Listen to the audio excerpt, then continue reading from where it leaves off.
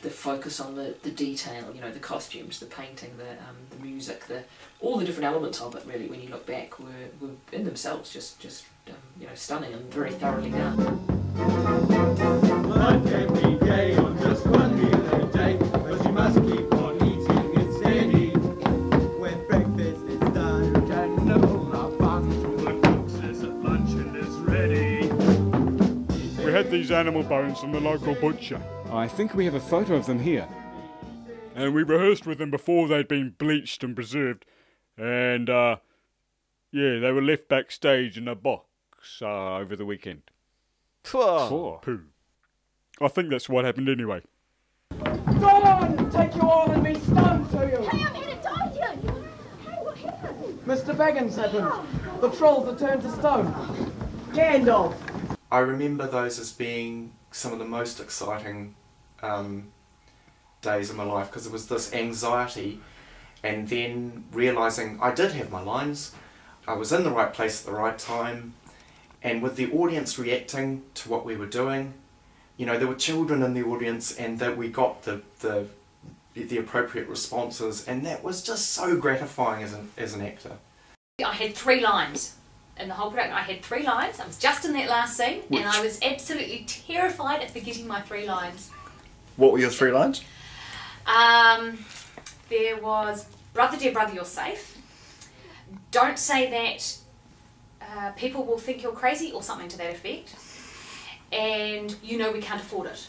I'm pretty sure those were the 3 lines, which I can still remember to this date. Stop the sale! Uncle Bilbo! Brother, dear brother, you're safe! It's an imposter! Where have you been, Uncle? Just there and back again. Did you kill the dragon? What a dragon! I feel that a lot of his success today can be, you know, tracked back to this debut he had in The Hobbit. You have feel you had a mentoring role there. I feel that, yeah, that the seeds of greatness were kind of sown at that young age. If I had invisibility, I got adventures. I'd sneak up and stab people and hit them. Bam!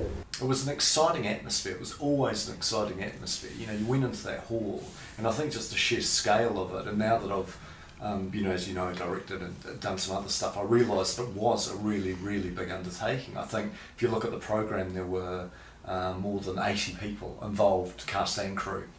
And so whenever you went to a rehearsal, it wasn't just you and 5 others or what have you, it was you and 20 other kids, probably of a similar age. So I remember that. I remember that for me it was a huge deal. It had amazing energy, and I think that would have been because of the number, partly because of the number of the cast and the sort of the event of pulling it together, not only through the rehearsal period but of course in the shows themselves.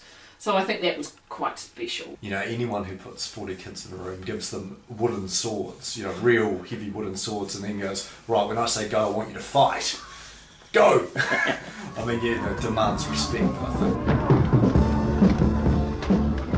Yeah, because I remember, you know, I was taking this quite seriously. I wanted to create as much, you know, sort of realism as I could. I was fighting a sort of female orc, and she was a little bit afraid of getting hurt, I think, by the sword.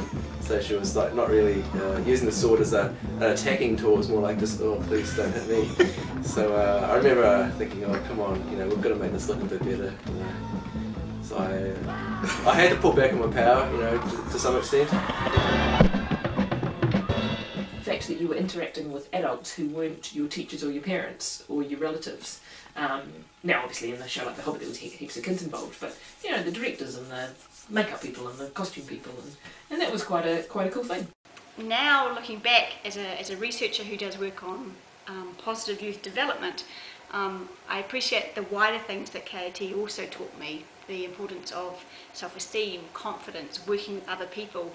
It taught me not to be scared of other adults, except maybe Margaret Easter if you didn't hang up your costume after the show. But apart from that, we call people by their first names. It was Margaret and Alison and Sharon, and those were things that as an 11-year-old you tended not to do. But we learnt that we worked together, we were a community, and age didn't matter in many ways. I remember Sharon Major very powerfully leading me through the machinations of getting the the right moves. I think particularly with blocking, she was very precise. I think with what pieces of stage set were going to be there, and would call us up very quickly if we were stepping in rocks or... She also, I remember really vividly, she had this iron stare, and she would tilt her glasses forward on her nose, you know, if you were talking on stage or not paying attention, and she would just look at you like that and then put her glasses back. And I think I've tried to perfect that stare over time so that I can pull it out too, because it works a treat. Scared the willies out of me. But she had a real energy herself and a real enthusiasm for it, and you needed someone like that in a support team like she had to actually make it, pull it off. You should have thwarted them. You should have forced them to give up the treasure. Surprise them. Overwhelm them. Lead the attack yourself, my lord. Let the patrol leader show the way. Yeah! All the technical ability that was brought to the fore there, with lighting and sound, and the set design and construction, I was really blown away when we saw the whole set. It was just gobsmackingly cool. 13 mighty dwarfs sing at my request. Join the song, but what about the rest? It was the sort of the excitement of being really involved in something larger than yourself. You know, that whole production side of it is great. And I mean, that's the thing, through the years I've tried my hand at almost everything. And I think to some degree there's a little bit of, perhaps with some of the productions, trying to recapture that spark of magic. The Arkenstone. Well, thief, I smell you, but I don't see you. You have just hidden one of my great treasures, but you won't leave this room with it. So help yourself again. There's plenty here. I also, of course, still have my rather lovely green t-shirt, which Sharon Major's daughter Louise made, I think, with Bilbo Baggins Esquire, the Hobbit on the back. And I still have my hairy toes. Means that I think it made a great impact on me and was very important to me at the time. 1, 2, 3, time up! String or nothing! Wrong, I win. Show me the way the dwarves went. Did we say we'd do that? Did we promise to show the nasty Baggins the way the dwarves went, politicians?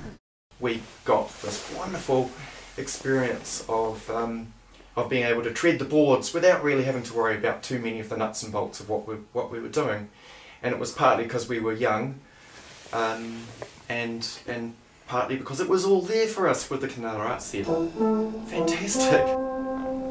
I, Gandalf, a wizard old and wise, bid the darkling spirits change this sign before my eyes. Burglar wants work. No reasonable offer refused. It's been a pleasure being involved with the club since The Hobbit, since 1986, and you know, I wish the club all the very, very best, and I hope for another rewarding, magnificent, inspiring, exciting 50 years to come, because the club deserves it. I think I want to thank KAT for helping me become the person that I am today, for giving me some wonderful friendships and some wonderful life skills, which I know it also continues to give many other people. I was thinking before coming over here, John, that I've since been chasing the dragon of sorts. Really, the Hobbit was probably the best dramatic experience I've ever had to date. Bert the Troll and Hobbit Auctioneer, thank you both so much for your time. I really do sincerely appreciate it. That was Thank you, Jeremy. Thank you.